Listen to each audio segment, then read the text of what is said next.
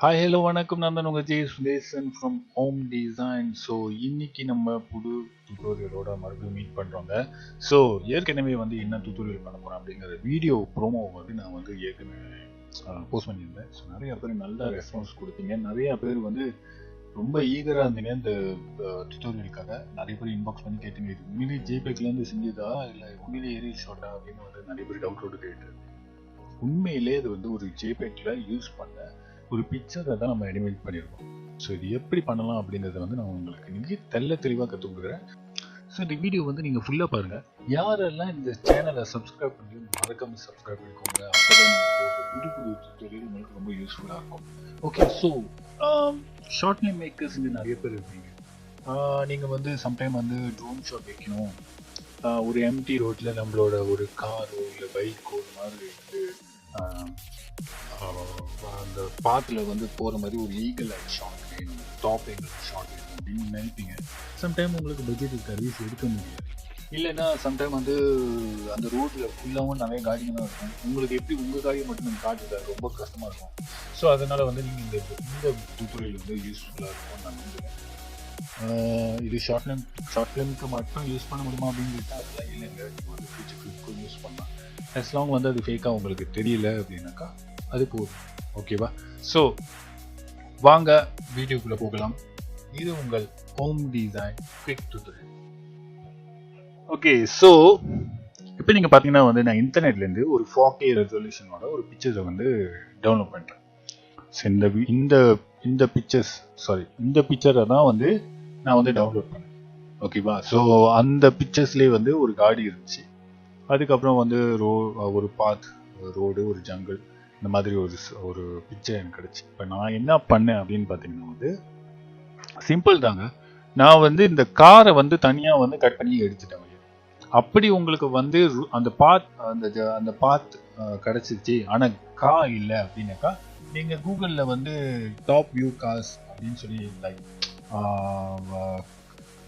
காரோட top view ஏதாவது ஜேபிகோ பிஎன்ஜியோ ஏதாவது இருக்கும். ஸோ அதை நீங்கள் டவுன்லோட் பண்ணிக்கலாம். இல்லை நீங்கள் உங்கள் காரை வந்து டாப் வியூலேருந்து ஃபோட்டோ எடுத்துக்கலாம். அதை வந்து நீங்கள் க்ராப் பண்ணி வச்சுக்கலாம். ஓகேவா? ஸோ இந்த பிக்சரில் ஆல்ரெடி வந்து கார் இருக்கிறதுனால நான் வந்து அந்த காரையை வந்து க்ராப் பண்ணிக்கிறேன். அதுக்கப்புறம் நான் என்ன பண்ணுங்கிறத நான் காட்டுறேன். ஓகே, ஸோ இது வந்து நீங்கள் பார்த்தீங்கன்னா வந்து நான் வந்து ஆல்ரெடி வந்து க்ராப் பண்ணி வச்சிட்டேன். என்னென்ன க்ராப் பண்ணி வச்சிருக்கேங்கிறத நான் காட்டுறேன்.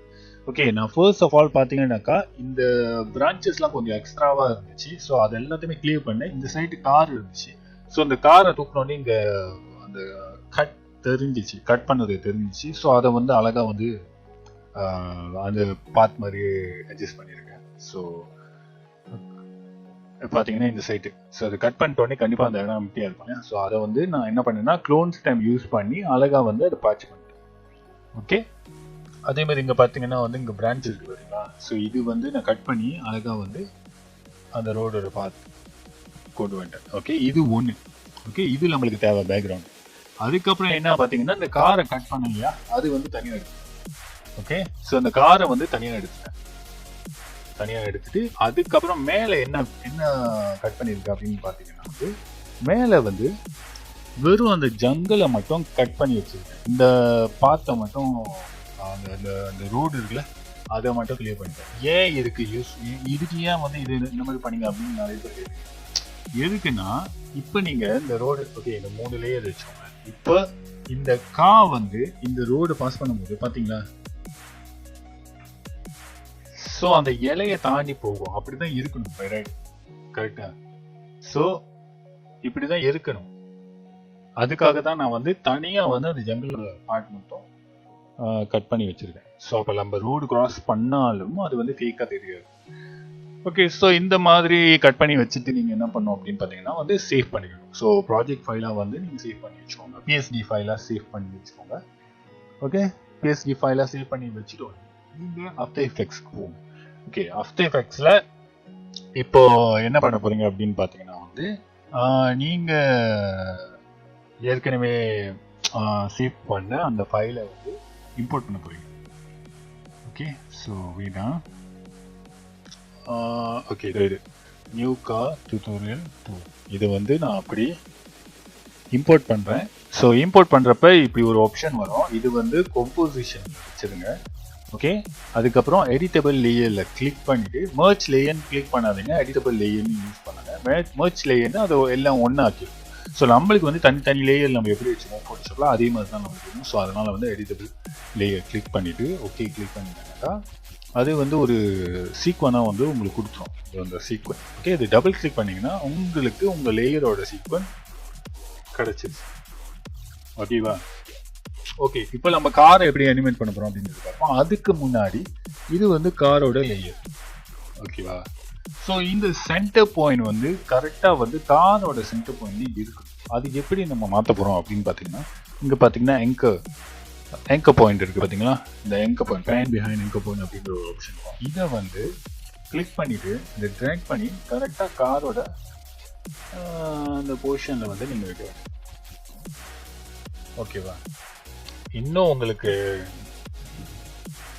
என்ன சொல்றது, ஒரு நல்ல வே நான் சொல்லி கொடுக்குறேன். முடிஞ்சாக்கா இதை ஸ்ட்ரெயிட் ஆக்கி. ஓகே, காரை ஸ்ட்ரெயிட் ஆக்கி. ஓகே, உங்களுக்கு இந்த பார்ட் அதை அழகாக வந்து சென்டரில் வச்சுருங்க. இந்த பாயிண்ட்டை வந்து சென்டரில் வச்சுருங்க. ஓகே, அது ரொம்ப முக்கியம். ஓகே, சென்டரில் வச்சுட்டிங்கன்னா இதுக்கப்புறம் வந்து நம்மளுக்கு என்ன தேவைன்னாக்கா நம்ம அனிமேட் பண்ண போகிறோம். ஸோ இது வந்து நம்ம தான் அன்கிளிக் பண்ணிக்கிறேன். இப்போ நம்ம எப்படி வந்து அந்த காரோட பார்ட் நம்ம செய்ய போகிறோம் அப்படின்னாக்கா, இப்போ பென் டூல் இருக்குல்ல, ஸோ பென் டூலை கிளிக் பண்ணிக்கோங்க. ஓகே, இப்போ என்ன பண்ண போகிறீங்க அப்படின்னு பார்த்தாக்கா, நீங்கள் வந்து இது கிளிக் பண்ணியிருந்தீங்க அப்படின்னாக்கா நீங்கள் வந்து ஆல்ரெடி லேயர் சூஸ் பண்ணி நீங்கள் கிளிக் பண்ணிங்கன்னா அது மாஸ்க்காக தான் வரும். ஓகேவா? நம்மளுக்கு மாஸ்க் தேவையில்லை. ஸோ இப்போ நம்ம என்ன பண்ணோம் அப்படின்னாக்கா, நீங்கள் வெளியே கிளிக் பண்ணிடுங்க. எந்த ஒரு லேயரும் கிளிக் பண்ணியிருக்கக்கூடாது. ஸோ அந்த பென் டூல் யூஸ் பண்ணுறோம். ஓகே, ஸோ ஃப்ரம் ஹியர் நம்ம வந்து இங்கே போகணும் இல்லையா? ஸோ இப்போ நம்ம வந்து கரெக்டாக ஒரு சென்டர் பாயிண்ட் பார்த்து கிரியேட் பண்ணுறப்போ ஒரு ஷேப் லேயர் வரும். ஓகேங்களா? இந்த ஷேப் லேயரில் தான் நம்ம வந்து இந்த பாத்தை வந்து கிரியேட் பண்ணுறோம். ரொம்ப மூவ் பண்ணாதீங்க, அழகாக அந்த லேயருக்கு தகுந்த மாதிரி நீங்கள் வந்து இப்போ அந்த கர்ஃபை வந்து வரையணும். ஓகே, இப்போ பார்த்தீங்கன்னா வந்து இந்த கர்ஃபை வந்து நம்ம வரைஞ்சாச்சு. ஓகேவா? ஸோ இப்போ இந்த ஒரு லைனை வந்து நம்ம வரைஞ்சாச்சு. இந்த லைனில் தான் இப்போ அந்த காரை வந்து நம்ம மூவ் பண்ண வைக்கணும்.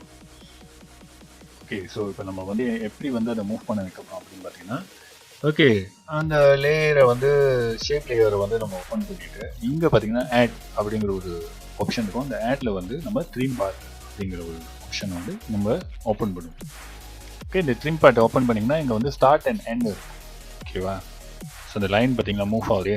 ஸோ இந்த எண்டை வந்து நம்ம அழகாக கடைசி வரைக்கும் கொண்டு போயிட்டு இங்கே ஒரு கீ ஃப்ரேம் உருவாக்குவோம். கீ ஃப்ரேம் உருவாக்கிட்டு கடைசி ஒரு 10 செகண்ட் வச்சுக்கோங்க. சும்மா ஒரு 10 செகண்ட் போதும். நம்மளுக்கு அவ்வளோ லென்த்து வேணாம். ஸோ ஒரு 10 செகண்டுக்கு வச்சுட்டு இந்த பாத்தை வந்து ஃபுல்லாக நம்ம ஓப்பன் பண்ணணும். ஓகேவா? இது வந்து 0ல் இருக்கணும். ஓகே, 0. ஓகே, ஸோ அது பார்த்தீங்கன்னா இப்படி மூவ் ஆகுது பார்த்தீங்களா? ஓகே, இதுதான் நம்மளுக்கு முக்கியம். இதை வச்சு தான் நம்ம வந்து இப்போ அனிமேட் பண்ண போகிறோம். அடுத்தது பார்த்தீங்கன்னா என்ன பண்ண போகிறோம் அப்படின்னா,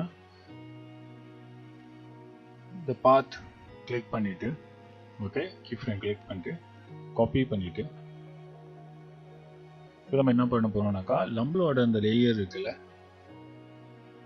இந்த காரோட லேயர். ஓகே, அதை வந்து